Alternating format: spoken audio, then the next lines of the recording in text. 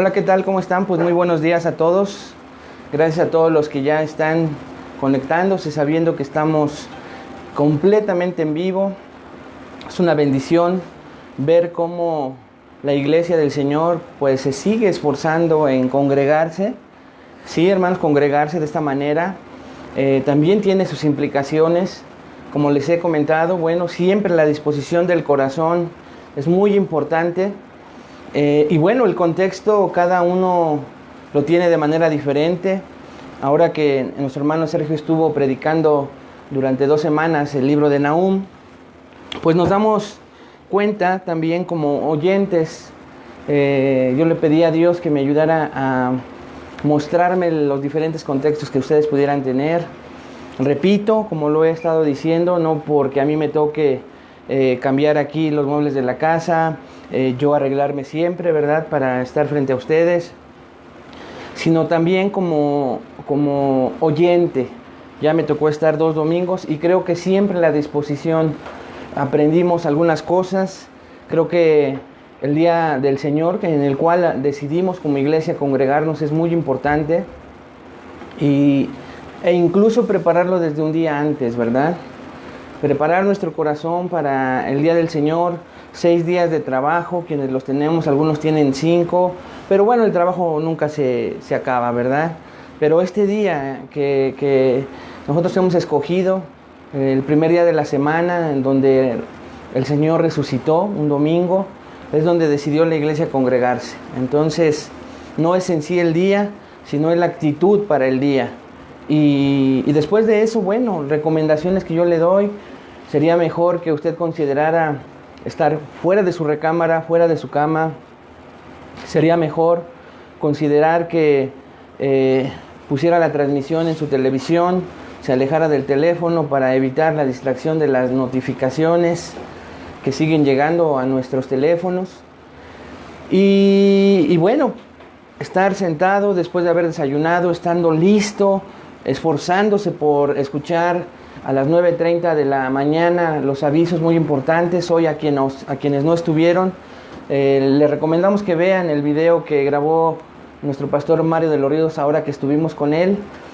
También va a haber unas cápsulas de estudios. El primer estudio es sobre la depresión en un creyente y lo vamos a comenzar a transmitir los días martes, jueves y sábado.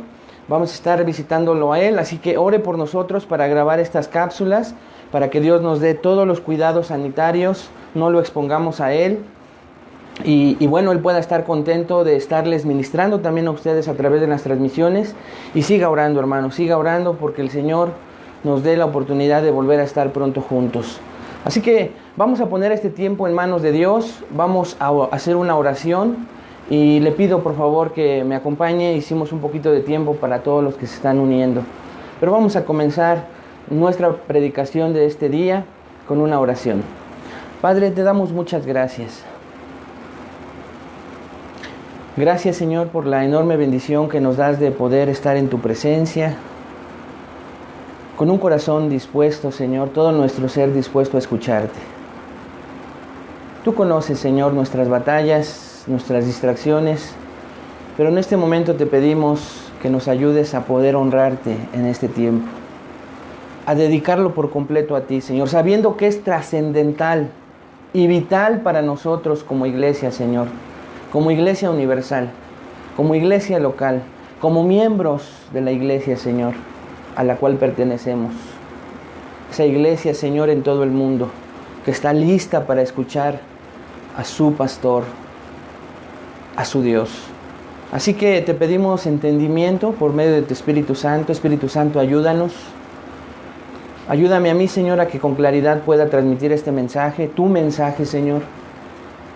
Y a mis hermanos a que puedan comprenderlo, Señor, con la finalidad de tener la intención de aplicarlo. Te pedimos esto, Señor, y ponemos este tiempo en tus benditas manos, en el nombre de Jesús. Amén.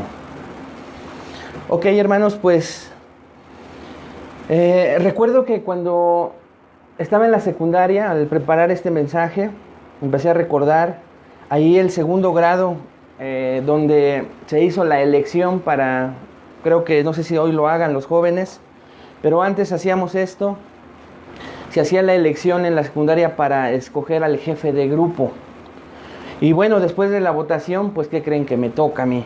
Salí electo, pero mi primer tarea, ya que teníamos 2 horas con ese maestro asesor, que iba a trabajar con nosotros durante todo el año, mi primer tarea como jefe de grupo era que en ese mismo momento, no sé si fue una prueba del maestro, era que iba a salir él a entregar unos documentos a la dirección y a tener una plática de unos 15 minutos con el director. Nos lo dejó muy claro y su primer encomienda fue esta. Me iba a sentar a un lado del pizarrón yo como jefe de grupo y tenía que anotar en él el nombre de los alumnos que al salir el profesor se pararan de su lugar, se pusieran a jugar, se salieran del salón o tuvieran una conducta inadecuada. Hermanos, yo en primero era un relajiento. Y entonces, obviamente, el salón de clases, en cuanto salió el maestro, y como me conocían a mí, pues fue un desastre.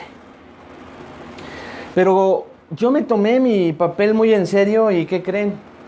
Comencé a escribir nombres en el pizarrón.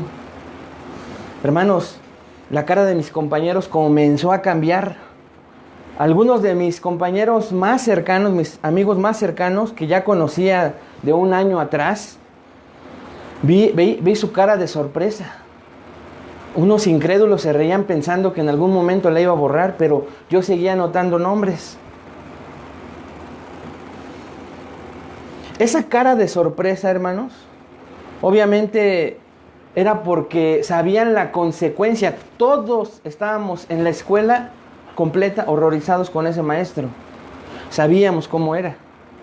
Y el ver su nombre en ese pizarrón escrito era de temblar en cuanto regresara. Comenzaron los ruegos, los sobornos, las amenazas. De hecho, yo aproveché porque había un compañero que se apellidaba Chartuni. Espero que no me veas, Chartuni, su apellido, Y me caía gordo, hermanos. Me caía mal, Chartuni. Sobre todo porque me había puesto el único 5 que saqué en la secundaria en música, porque anotó mal cuando me evaluaron con la flauta en ese tiempo. Y desde entonces no lo soportaba. Fue conmigo hasta la prepa, imagínense. Pero bueno, Chartuni era de los que se aplicaba, y yo vi que se le cayó un lápiz, se agachó a recogerlo, y ¿qué creen? Que lo apunto. Entonces cuando vio su nombre, la misma cara de sorpresa. Hermanos, esta simplemente es una anécdota del pasado, de la sorpresa por el castigo, la consecuencia de una autoridad, en este caso un maestro, que yo vi y recordé de mis compañeros. Porque iban a empezar, eran los primeros días de clase, iban a empezar con reportes, llamadas a sus papás, puntos menos en la clase, puntos menos con los demás maestros, porque este era un tirano. Entonces la sorpresa de ver su nombre en el pizarrón era grande. Pero ahora imagínese, hermano, cuando Dios mismo es quien escribe una sentencia justa, soberana e infalible sobre una persona, como lo vamos a ver en nuestro pasaje de esta mañana. Así que le pido me acompañe a Daniel capítulo 5 para continuar con nuestro estudio expositivo de este hermoso libro. Retomamos y vemos en este capítulo un juicio que viene acompañado de 2 mensajes que nuestro hermano Sergio nos dio en el libro de Nahum, ¿lo recuerda? Sobre una ciudad, Nínive, que 100 años antes aproximadamente habían obtenido misericordia a través de la predicación del profeta Jonás. Pero que después de 100 años, la siguiente generación de Nínive comenzó a desviarse nuevamente, y ahora a través del libro de Nahum, como lo hemos estado estudiando, había un juicio implacable sobre esta nación. Ya no vino un profeta a avisarles, a advertirles para ver si tenían oportunidad de arrepentirse, sino que llegó un juicio. Y nos estamos sorprendiendo con este juicio en este hermoso libro de Nahum. En el capítulo 5, si ya llegó usted ahí, estamos llegando a un punto con un juicio muy parecido a esto. Así que acompáñeme ahí al libro de Daniel, y ahí lo que vamos a entender, hermanos, es primeramente el contexto para ubicarnos en la historia de este capítulo. Daniel capítulo 5 comienza a narrarnos la historia de otro rey llamado Belsasar. Esto quiere decir que entonces Nabucodonosor, ese gran rey babilonio del capítulo 4, en donde vimos cómo fue tratado por su orgullo, por Dios mismo y a las condiciones a las que los llevó, ha muerto. No nos da más detalles, simple y sencillamente el capítulo 5 comienza ahora con el relato de una nueva historia que Daniel nos está relatando. Daniel llegó siendo muy jovencito y ahora aproximadamente tiene 85 años de edad en este relato. Imagínense, hermanos, 85 años de edad. En un puesto de autoridad, en un reino que no era de su pueblo, y sin embargo él continúa por su fidelidad, su persistencia y amor a Dios, a su palabra, su obediencia a ella. Un rey ha muerto, un rey llega, pero Daniel sigue vigente. La marca de un creyente, la perseverancia de un verdadero creyente. Después de la muerte de Nabucodonosor, no me da mucho tiempo de contarles detalles, pero reinó su hijo Evil-Medorac. Olvídese del nombre, Evil-Medorac. Pero comienza entonces en el reino de Babilonia una serie de sublevaciones. Y no solo era a este Evil-Medorac, sino a los que tomaban el trono. En años posteriores a Nabucodonosor había traiciones, buscaban cómo quitar continuamente al que estaba en el trono. En este contexto entra un rey llamado Nabodino, quien dicen los comentaristas más acertados que este hombre era aparentemente, escuche, porque muchos se confunden de dos maneras, era aparentemente yerno de Nabucodonosor. Algunos dicen que era hijo, la escritura en algunos textos nos va a hacer parecer que era hijo, pero lo vamos a estudiar.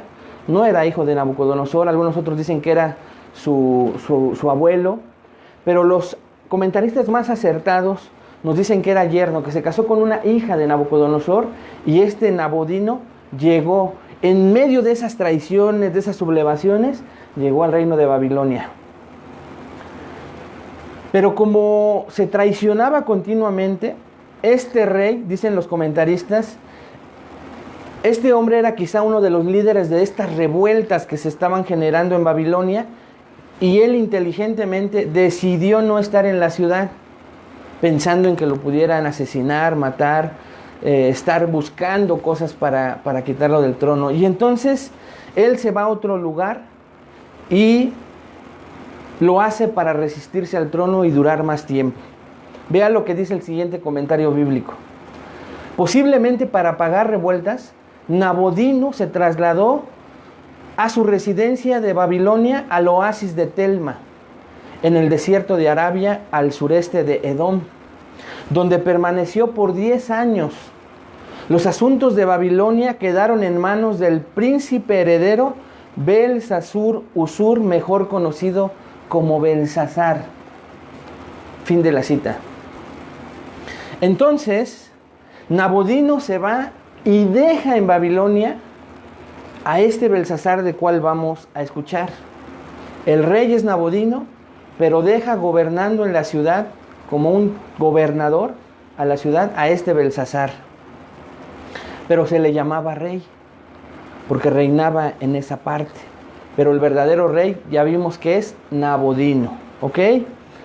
Y es precisamente de este Belsasar, hermanos, del que el capítulo 5 de Daniel habla.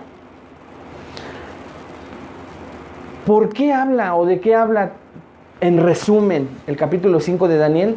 De la caída de este rey orgulloso y de todo el imperio de Babilonia. De todo el imperio de Babilonia. Venía una nueva potencia, los medopersas. Estaba por surgir otro imperio impresionante. La caída de Babilonia en manos de los medopersas había sido profetizada por Jeremías, allá en Jeremías 25, 11 y 12.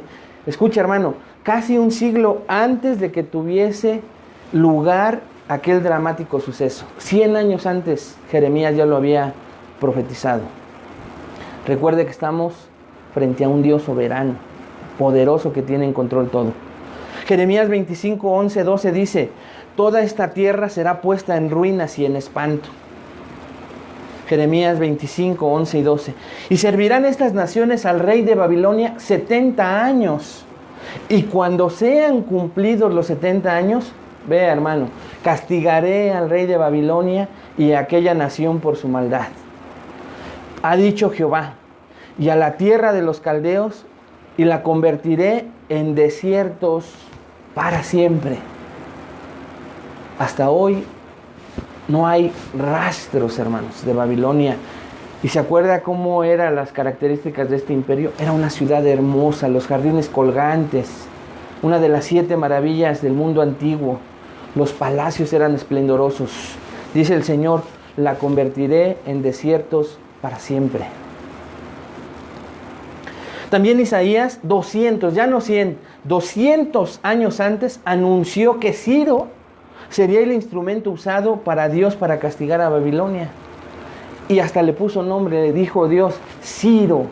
Todavía ni nacía Ciro, todavía no estaban ni sus padres, tal vez habían nacido, pero Dios ya había determinado qué rey medo-persa iba a ser por el cual iba él a castigar y a desaparecer a Babilonia. Todo está en manos de un Dios soberano. Eso lo puede ver usted en su casa, en Isaías 45, 1 al 7, para que se maraville. E incluso usted recuerda, hermanos, Daniel capítulo 2, donde ya se había profetizado qué imperio vendría después del Babilonio. ¿Ya lo recordó? Por lo que entonces, hermanos, vamos a estudiar en el capítulo 5 de Daniel 5 maneras en que Dios trata con el orgullo que te ayudarán a evitarlo. Otra vez el orgullo. Algo Dios está hablando a nuestras vidas. 5 maneras en que Dios trata con el orgullo que te ayudarán a evitarlo. No les voy a dar los 5 puntos porque sé que a veces es difícil, no tenemos el apoyo visual de una pantalla donde usted los pueda tener ahí e irlos anotando con calma, así que se los voy a dar conforme los vayamos viendo, ¿ok? Pero lo que usted y yo vamos a estudiar juntos esta y tal vez la otra semana son 5 maneras en que Dios trata con el orgullo que te van a ayudar a evitarlo, que nos van a ayudar a aborrecer el orgullo. Recuerde que es una de las 6 cosas, y aún 7, dice Proverbios, que Dios abomina.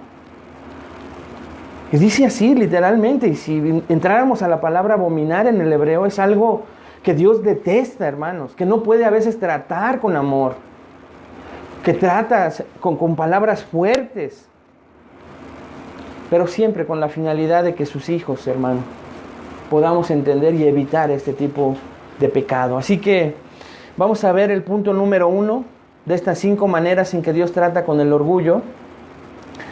Y el punto número 1 es: Dios ve y permite la irreverencia del orgulloso. Dios ve y permite la irreverencia del orgulloso. Esto lo vamos a ver en Daniel 5, versículos 1 al 4. Dios ve y permite la irreverencia del orgulloso. Esto quiere decir, hermanos, que Dios está al tanto de todo. Ve e incluso permite, como lo vamos a ver en este rey, su irreverencia. Pero eso hace con todo orgulloso. Todo comienza, hermanos, con la descripción de que el rey hizo un gran banquete. Vamos a verlo. Vaya conmigo con sus Biblias, por favor, a Daniel capítulo 5, versículos 1 al 4. Los vamos a leer todos. El rey Belsasar, dice la palabra de Dios, hizo un gran banquete a 1000 de sus príncipes, y en presencia de los 1000 bebía vino. Belsasar, con el gusto del vino, mandó que trajesen los vasos de oro y de plata que Nabucodonosor, su padre, había traído del templo de Jerusalén, para que bebiesen en ellos el rey y sus grandes, sus mujeres y sus concubinas. Entonces fueron traídos los vasos de oro que habían traído del templo de la casa de Dios que estaba en Jerusalén, y bebieron en ellos el rey y sus príncipes, sus mujeres y sus concubinas. Bebieron vino y alabaron a los dioses de oro y de plata, de bronce, de hierro, de madera y de piedra. Entonces Daniel nos empieza a describir que el rey hizo un banquete, y hasta aquí todo parece normal. Que un rey hiciera un banquete no tenía nada de malo según la época, los hacían continuamente. Imagínense el tipo de banquete, hermano. Si hoy normalmente las mesas en los banquetes son de 10 comensales, eran 100 mesas, más músicos, criados, guardias. Había muchísima gente en un banquete, en este banquete. El problema es el contexto de este banquete. ¿Qué quiero decir con esto? ¿Qué quiero decir con el contexto? Porque ahí estuvo el problema de este rey orgulloso. Que Belsasar, hermano, conocía muy bien el tiempo en que hizo su banquete y además el motivo de su banquete. Conocía dos cosas: el tiempo en que hizo su banquete y además el motivo de su banquete. Vea, en primer lugar, cómo él conocía el tiempo del banquete.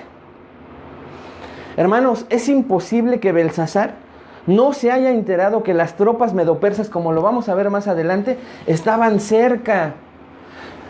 Tenía Belsasar un ejército lleno de espías, de guardias, de vigilantes, que le tenían al tanto de lo que amenazaba su reino. Era imposible que él no supiera que los medopersas estaban a punto de atacar la ciudad. Él lo sabía. Pero aún así, decidió arrogantemente hacer un banquete.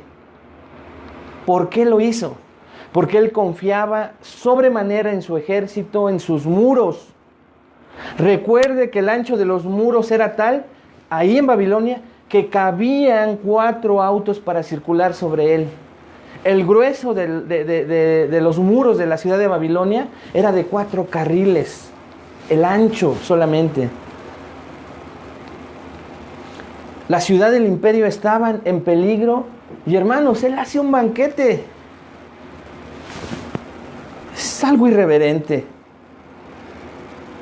Pero no solamente vemos el contexto del tiempo. Ahora veamos, en segundo lugar, el motivo de su banquete. ¿Cuál era el motivo de este rey? ¿Sabe cuál era? Engrandecerse a él mismo. Él confiaba mucho en su ejército y pretendió ser presuntuoso frente a sus príncipes, a sus 1000 príncipes, a las 1000 personas que estaban ahí, y mostrarles confianza y poderío personal. Decirles, el rey tiene todo bajo control. Tan es así que les ofrezco un banquete. No me preocupan los medos, los persas, no me preocupan. Regresemos a los 2 primeros versículos para que vea lo que hizo este rey. Ya los leímos, pero ahora vamos a estudiarlos. Dice versículo 1 y 2. El rey Belsasar hizo un gran banquete a 1000 de sus príncipes, y en presencia de los 1000 bebía vino. Belsasar, con el gusto del vino, mandó que trajesen los vasos de oro y de plata que Nabucodonosor, su padre, había traído del templo de Jerusalén, para que bebiesen en ellos el rey y sus grandes, sus mujeres y sus concubinas. Versículo 1, Daniel inmediatamente, sin detalles, sin introducirnos cuánto tiempo había pasado entre la muerte de Nabucodonosor, algún detalle, no, hermano, se va directamente al relato de la historia. ¿Ya lo vio? Nos dice que este rey estaba en presencia de 1000 príncipes, pero delante de ellos todos bebían vino. Y dice, con el gusto del vino, ¿ya lo vio? En hebreo dice, con el exceso de vino, mandó algo, ordenó algo que tiene mucho que ver en nuestro relato. Que trajesen los vasos de oro y plata que eran del templo de Dios y que habían pertenecido a Nabucodonosor. Si usted ve el versículo 2, dice ahí Nabucodonosor, su padre. Pero la palabra en hebreo, Ab-Yahud, Ab de padre, pero viene compuesta. Esto quiere decir que era Nabucodonosor, su abuelo, o más literalmente en hebreo dice Nabucodonosor, su antepasado. ¿Ok? Una traducción de la Reina Valera dice padre, usted lo está entendiendo de mejor manera. La palabra en hebreo dice su abuelo o su antepasado. Y entonces dice el verso 2, el rey, sus príncipes, sus mujeres y sus concubinas bebieron en estos vasos sagrados. Una pregunta para ustedes esta mañana, hermanos. Contéstela ahí en su casa. ¿Acaso por estar en Babilonia los vasos dejaron de ser sagrados? Por supuesto que no. Estos vasos habían sido creados con un propósito y seguía siendo el mismo. Eran para uso exclusivo del templo. Hermanos, Belsasar tenía muchos vasos más de donde escoger, ¿no es cierto? Tanto del tesoro del rey, donde había vasos seguramente de otras naciones conquistadas, como vasos hechos en Babilonia, hermosos tal vez, porque eran vasos del palacio real. Pero escuche, hermano, él deliberadamente pidió los vasos que Nabucodonosor había traído, dice ahí, del templo del Jerusalén. O sea, él sabía. Dice, tráiganme los vasos que mi abuelo, que mi antepasado Nabucodonosor trajo ¿de dónde? De Jerusalén. Hermanos, él sabía exactamente qué vasos estaba pidiendo, ¿ya lo vio? Ya que fue preciso en su petición y por lo tanto él sabía que pedir vasos era un reto total a Dios. Al Dios de los judíos, del que seguramente le habían hablado, del que seguramente sabía. Pero ahora vea conmigo los versículos 3 y 4. Están en la fiesta, están en el bacanal, en la borrachera, y dice los versículos 3 y 4. Continúe conmigo, hermano, en la historia, imagínesela. Entonces fueron traídos los vasos de oro que había traído del templo de la casa de Dios que estaba en Jerusalén, y bebieron en ellos el rey y sus príncipes, sus mujeres y sus concubinas. Bebieron vino, dice el versículo 4, y alabaron a los dioses de oro y de plata, de bronce, de hierro, de madera y de piedra. Estos versículos nos confirman que el rey estaba profanando deliberadamente los vasos. Y además le quería mostrar a sus invitados que no pasaba nada. Por lo que incluso dice en la última parte del verso, y alabaron a los dioses de oro y de plata, de bronce, de hierro y de madera. ¡Qué afrenta! ¡Qué orgullo! ¿Ya lo vio? El pastor Evis Carballosa en su comentario de estos dos versículos dice lo siguiente, y cito, escuche con atención. La descripción, aunque breve, ofrecida por Daniel, deja entrever que la celebración era una verdadera bacanal. Los verbos bebieron y alabaron denotan que ambas cosas eran partes de un mismo acto. Los babilonios eran especialistas en la construcción de imágenes de todo tipo de materiales. Poco se imaginaba Belsasar que en aquella noche el Dios del cielo intervendría judicialmente para poner fin a la blasfemia del rey y de sus príncipes. Fin de la cita. Hermanos, en resumen entonces, estos 4 primeros versículos nos enseñan que este fue un acto de soberbia y el orgullo del rey Belsasar directamente contra Dios, el Dios Jehová soberano que en ese tiempo gobernaba y hoy gobierna todo. Hagamos una pausa en este primer punto y veamos algunas implicaciones prácticas que surgen de este primer punto en que Dios, hermanos, permite la irreverencia del orgulloso. En primer lugar, podemos recordar, para evitar el orgullo, las características de una persona orgullosa. Hermano, tú y yo no podemos caer en esto que cayó Belsasar, ¿no es cierto? Pero escucha, también menos decir que a nosotros no nos puede pasar por ser cristianos. Se nos hace horrendo pensar que este hombre con conciencia, viendo el peligro que corría su pueblo, su nación, haga un banquete por presuntuoso, y por otro lado, que se atreva a retar a Dios. Eso lo podemos pensar de un incrédulo, ¿no es cierto? Pero tenemos que tener cuidado como hijos de Dios de nosotros no caer de diversas maneras en esto mismo, que podría sorprendernos. Hermanos, muchos de nosotros nos vemos reflejados en el orgullo del rey muchas veces, ya que antes fuimos blasfemos y retadores ante el Dios verdadero. Y escuche, podemos en varias maneras a veces repetir actitudes del orgullo de este rey Belsasar. Si bien es cierto, antes de conocer a Cristo, lo hacíamos deliberadamente, ya que cuando nos compartían del Dios Santo lo rechazábamos. Y no solo eso, le queríamos demostrar a los religiosos, como les llamábamos, que nosotros éramos más grandes que el Dios que nos compartían, ¿no es cierto? Al igual que Belsasar, hoy hay mucha gente que quiere mostrarnos o mostrarle a los demás que ellos pueden salir solos de sus problemas, de sus medopersas. Ven el peligro alrededor de sus vidas y de todos modos se ponen a hacer banquetes de su vida. Se ponen a pensar que pueden ser felices en lugar de ir a solucionar el problema en dependencia de Dios. Son tan confiados, tan obstinados, que confían en sus propios recursos. Recursos que, si bien es cierto, Dios también les dio, que no les pertenecen. A pesar de que corren peligro, ellos hacen una fiesta, se quieren seguir divirtiendo, quieren mostrar autosuficiencia, son sabios en su propia opinión y escuche, además profanan el nombre de Dios como Belsasar profanó los vasos. Y adoran a sus propios dioses, se postran ante ellos. Estos dioses se llaman alcohol, droga, sexo, poder, dinero. Y estas personas adoran a todos estos dioses delante de la presencia del único Dios verdadero. Hermanos, evitemos aún como cristianos ser así. Revisemos en lo más profundo de nuestro corazón que no haya nada que nos ponga en la posición de alguna manera de este rey orgulloso. Que el orgullo no nos ciegue y queramos solucionar nuestros problemas en nuestros propios recursos. Como cristianos también a veces nos pasa.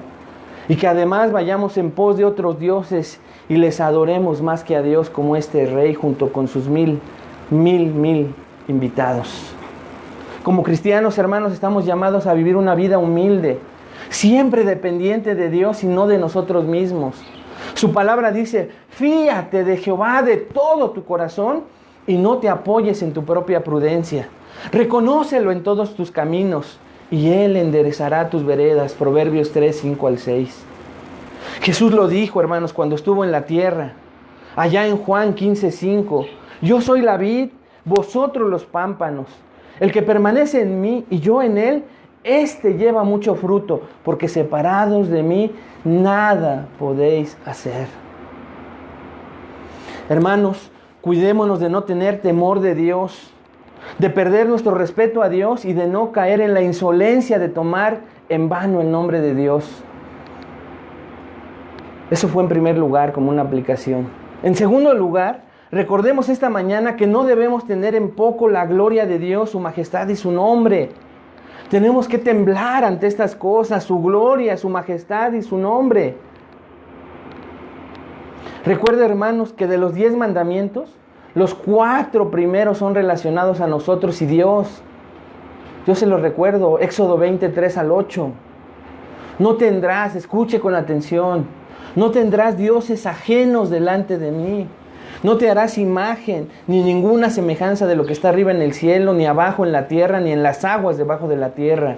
No te inclinarás a ellas, ni las honrarás, porque yo soy Jehová tu Dios, fuerte, celoso, que visito la maldad de los padres sobre los hijos hasta la 3ª y 4ª generación de los que me aborrecen. Y hago misericordia a millares, a los que me aman y guardan mis mandamientos. No tomarás el nombre de Jehová tu Dios en vano, porque no dará por inocente Jehová al que tomare su nombre en vano. Acuérdate del día de reposo para santificarlo. Todos, excepto el día de reposo, literalmente, son aplicables para nosotros los creyentes hoy en día. Se lo puede ver a lo largo de las cartas y el Nuevo Testamento. Hermanos, hoy en día muchos cristianos que pudieran decir que no caen en un orgullo del tamaño de Belsasar, lo hacen corrompiendo y desobedeciendo en nuestros días estos mandatos. Muchos tienen otros dioses delante de Dios, como ya lo vimos.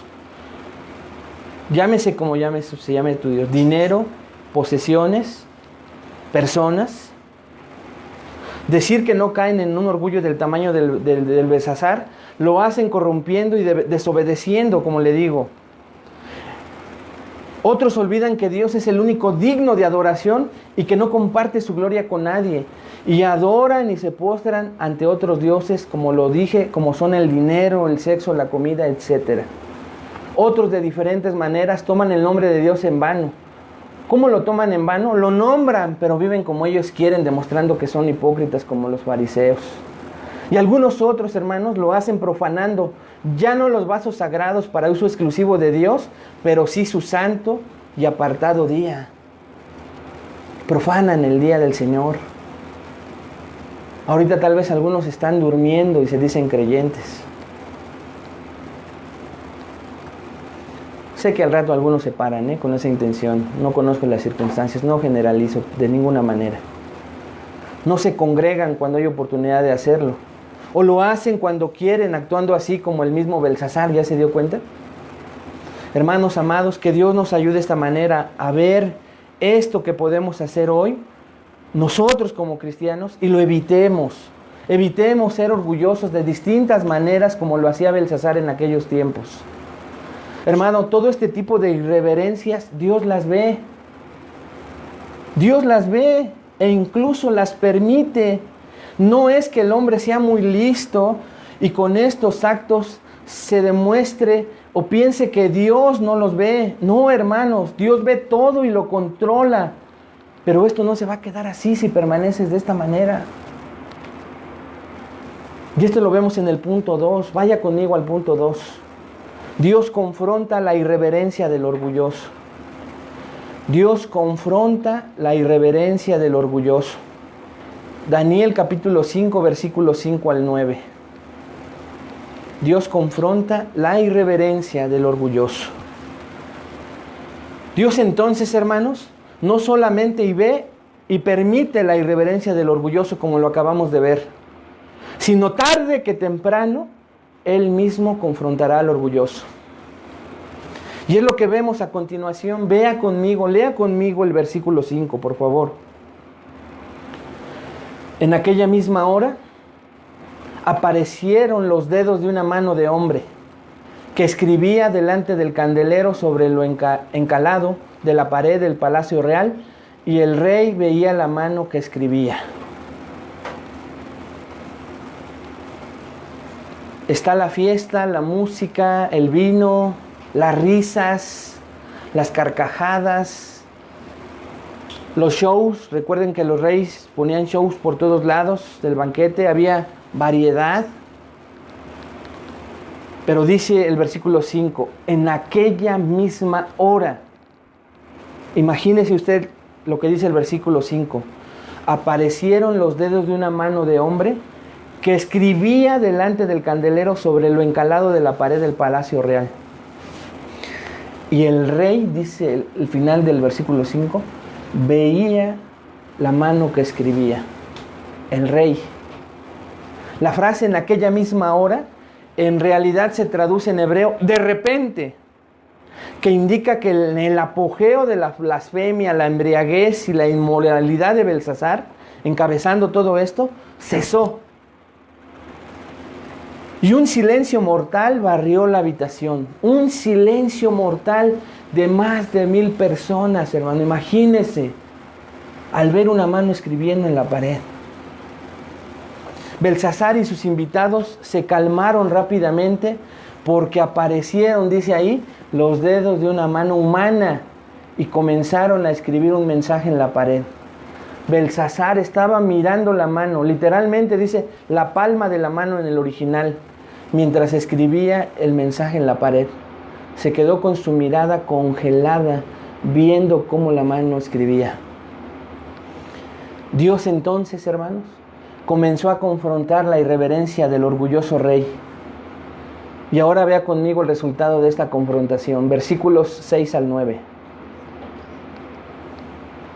Lea conmigo, hermano.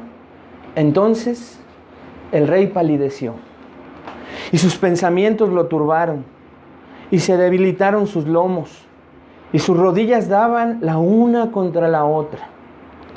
El rey gritó en alta voz que hiciesen venir magos, caldeos y adivinos. Y dijo el rey a los sabios de Babilonia: cualquiera que lea esta escritura y me muestre su interpretación, será vestido de púrpura y un collar de oro llevará en su cuello y será el tercer señor en el reino. Entonces, versículo 8, fueron introducidos todos los sabios del rey, pero no pudieron leer la escritura ni mostrar al rey su interpretación. Entonces el rey Belsasar se turbó sobremanera y palideció, y sus príncipes estaban perplejos. Hermanos, esta es una historia real que sucedió. Entonces, cuando apareció la mano y comenzó a escribir su mensaje, Belsasar se aterrorizó. Dice ahí, su rostro palideció. Literalmente en hebreo dice, el esplendor de la cara del rey cambió, dice el hebreo. El esplendor de la cara del rey cambió. Probablemente indica que el rey se puso tan blanco como un fantasma, hermanos. Blanco como un fantasma. Pero no todo quedó en un rostro pálido, sino además dice, sus pensamientos lo turbaron. Sus pensamientos lo asustaron a él. Esto quiere decir que todo tipo de pensamientos horribles debieron haber corrido por el cerebro del malvado rey. Su conciencia, hermanos, comenzó a entender la blasfemia que había cometido, a entender. Él, orgullosamente, deliberadamente, lo había hecho, pero comenzaba a entender lo que había hecho, porque ni siquiera su antepasado, su abuelo Nabucodonosor, se había atrevido a hacer lo que él hizo, y lo comenzaba a entender.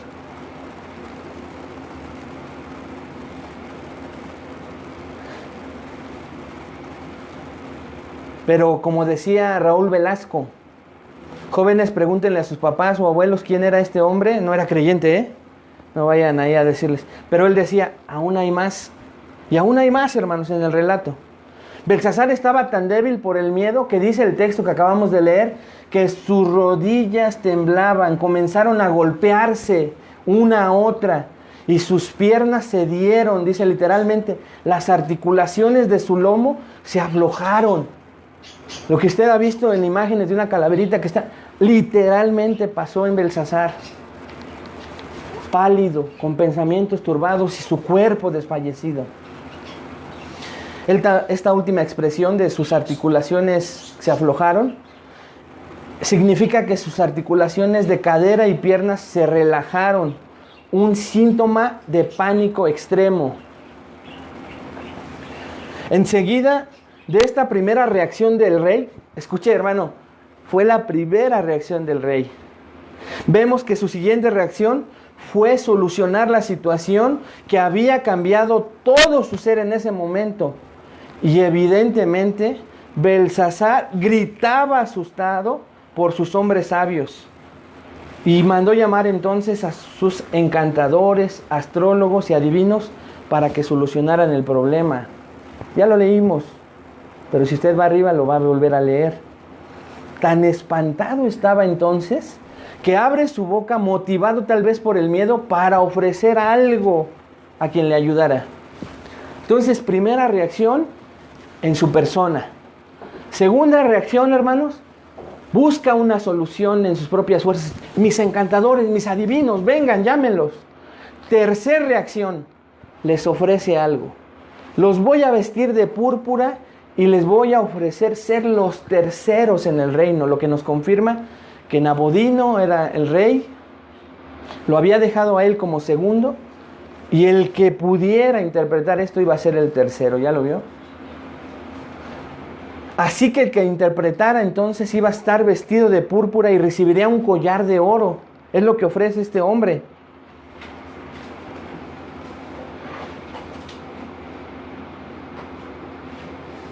Ambos símbolos eran de alto rango. Estos artículos pueden haber pertenecido al rey y por lo tanto pueden haber sido marcas de la realeza. Y no solo eso, sino que además, como ya le comenté, sería el tercero en todo el reino. Los versículos 8 y 9 entonces nos muestran el tremendo fracaso, también nos muestran el tremendo fracaso que tenían, entre comillas, los sabios de todo el tiempo que estuvieron frente al imperio babilónico.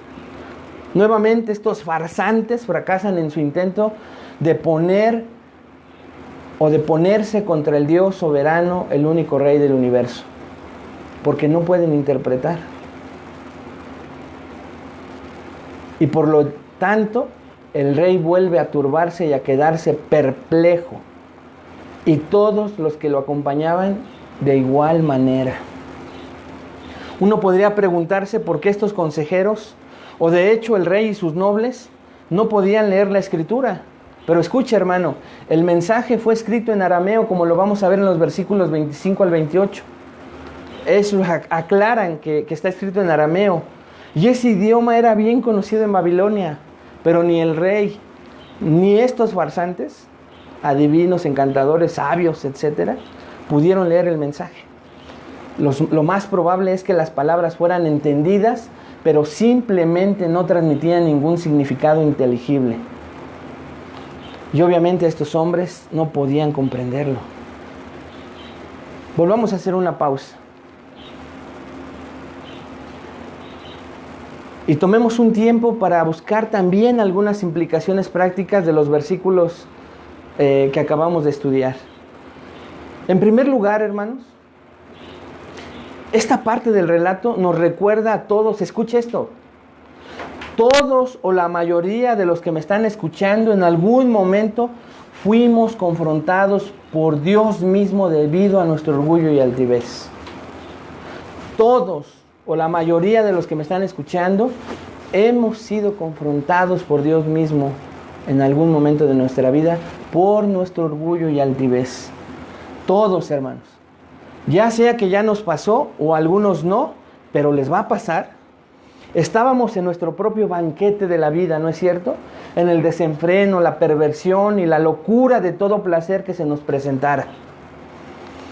O que se está presentando aún en algunos, en ti tal vez, que te invitaron a ver este video.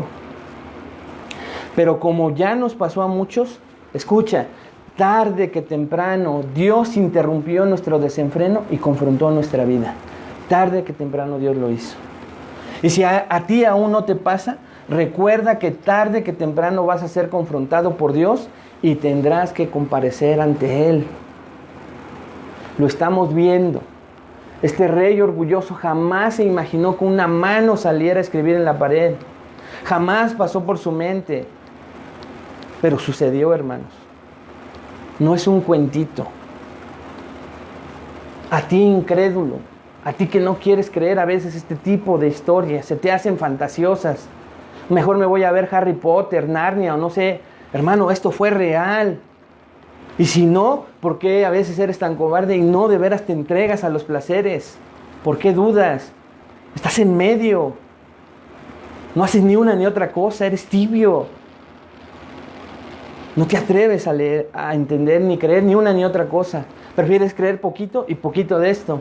Y esos son los peores, dice Apocalipsis. ¿Por qué estoy diciendo esto? Ni sé, hermano. Pero Dios sí sabe. Pero tal vez, hermanos, hoy sea el día en que Dios te está confrontando. Y Dios por su gracia te está mostrando que vives pecando deliberadamente contra Dios. Y hoy Dios está frente a frente contra ti. De verdad deseo, amigo, que nos escuchas, que nos ves, que esto sea así en tu vida, porque es la gracia y el amor de Dios, la misericordia de Dios que se está manifestando a tu vida. Hebreos 4:13 dice, y no hay cosa creada, escucha, no hay cosa creada que no sea manifestada en su presencia. Antes bien, todas las cosas están desnudas y abiertas a los ojos de aquel a quien tenemos que dar cuenta. No podemos ocultar nada delante de Dios y tarde que temprano, hermanos, tendremos que estar frente a Él. Hermanos amados, también es un recordatorio hermoso para nosotros, ya que también le tendremos que dar cuentas a Dios algún día. Si bien es cierto como cristianos que ya no para juicio, vamos a estar frente a nuestro Dios. Segunda de Corintios 5:10 lo dice, porque todos nosotros, dice Pablo, nosotros los cristianos, debemos comparecer ante el tribunal de Cristo, para que cada uno sea recompensado por sus hechos, estando en el cuerpo, de acuerdo con lo que hizo, sea bueno o sea malo. Algún día vamos a estar ahí como creyentes, dando cuentas de lo que hacíamos con la fe, con la salvación que nos regaló. Y va a ser un momento no de juicio, sino doloroso. tremendamente doloroso. Recuerda siempre esto. Y amigo, a ti que nos visitas por primera vez, oro para que Dios te dé gracia en vida y no te tengas que ver en algún momento y sea demasiado tarde porque tu tiempo en esta tierra se ha terminado y no haya oportunidad de arrepentirte. Y que hoy sea el día en que pongas tu fe en el único que te puede justificar, que es Jesucristo el Redentor. Recuerda que Dios sabe todo y nada hay que se esconda delante de tus ojos. Porque nada hay oculto que no haya de ser manifestado, ni escondido que no haya de ser conocido y de salir a la luz. Lucas 8:17.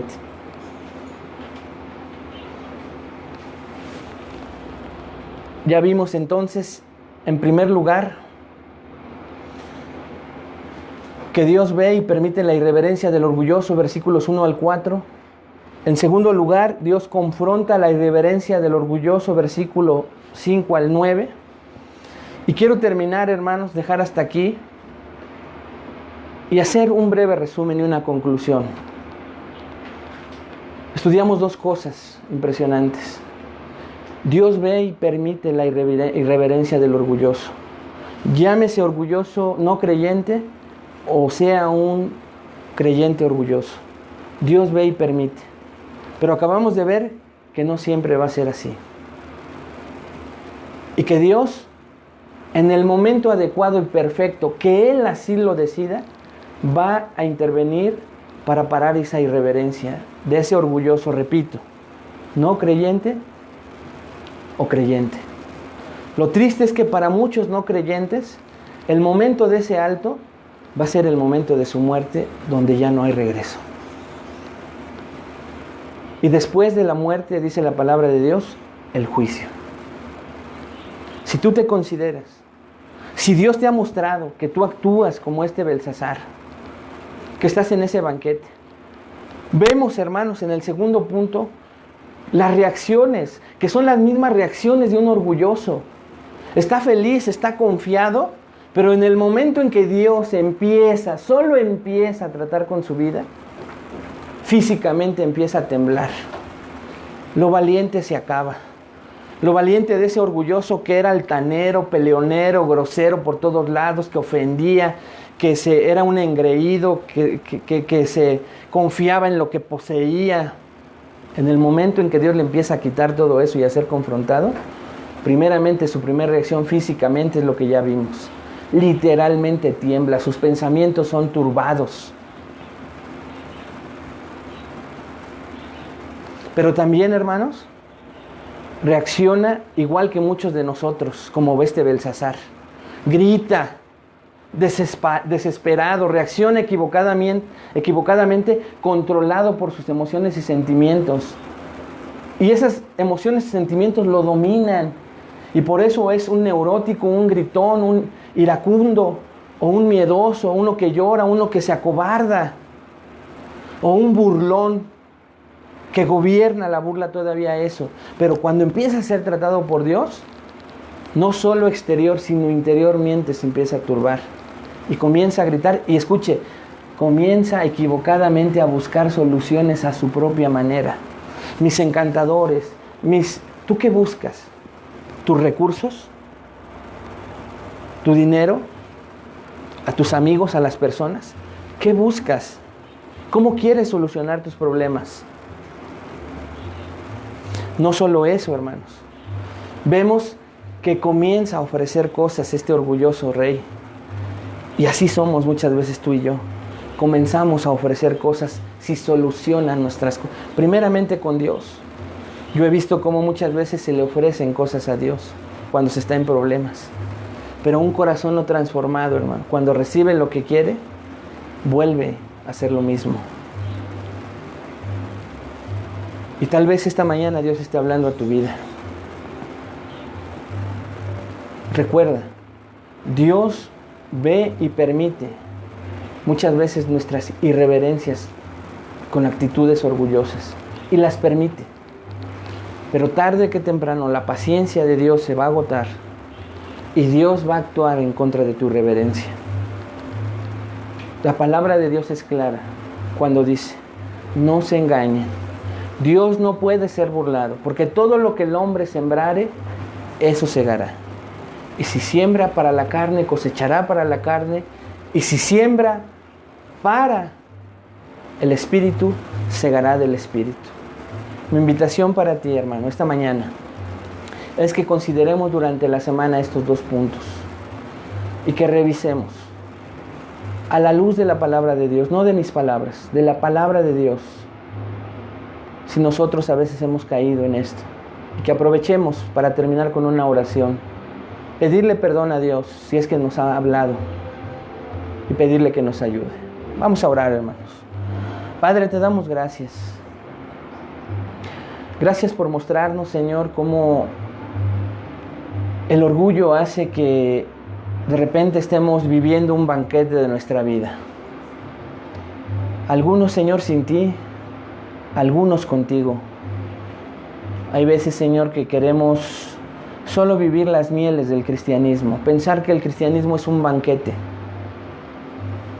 Y nos aferramos a ese tipo de cristianismo y de repente nos vemos ensimismados, gozando, Señor, sin querer sufrir.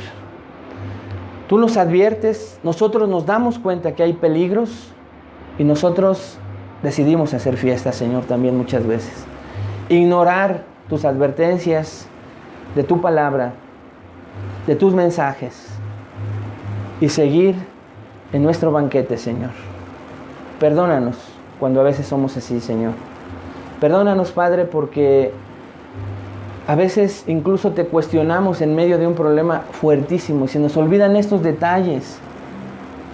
Se nos olvidan los detalles de cómo el orgullo nos ciega. Y a veces pensamos incluso que somos víctimas tuyas, Señor. Perdónanos por tal pensamiento. Y ayúdanos a reconocer que muchas veces al descuidarnos y vivir solo con los placeres de este mundo, se nos olvida que vivimos para ti, que tú eres el Rey, no nosotros, no nuestros privilegios, lo que anhelamos, lo que deseamos, sino lo que recibimos, Señor, de ellos en el plan perfecto que tienes para nosotros. Ayúdanos y alértanos, Señor, que si permanecemos en una actitud así, tarde que temprano tú vas a actuar. Y más cuando somos hijos tuyos. Porque al hijo que tú amas, tú lo disciplinas, dice tu palabra. Entonces, Señor, no nos sorprendamos cuando permanezcamos en un banquete continuo como hijos tuyos y de repente tú intervengas. Recuérdanos este mensaje. Pero evítalo mejor, Señor. Evítalo. Y evita que nosotros permanezcamos en un banquete deliberadamente por el cual tengamos que ser disciplinados por ti, Señor. Que aprendamos de este orgulloso rey Belsasar y que nos alejemos, demos pasos, Señor. Que aprendamos de ti, que dependamos de ti, que nos sujetemos a ti, que tú seas el Señor, el centro de nuestra vida. Es lo que te pedimos esta mañana, que selles esta enseñanza y que la podamos vivir en la semana. En el nombre de Jesús te lo pedimos. Amén. Amén, hermano, pues espero que comience a ver esta terrible situación del orgullo. Esté al pendiente de las cápsulas del tema de la depresión con nuestro pastor Mario de los Ríos. Evangelización, evangelismo el miércoles. Y pronto, hermanos, con el temor del hombre y un estudio de matrimonios que tenemos listo para ustedes. Que Dios les bendiga. Nos vemos la próxima semana.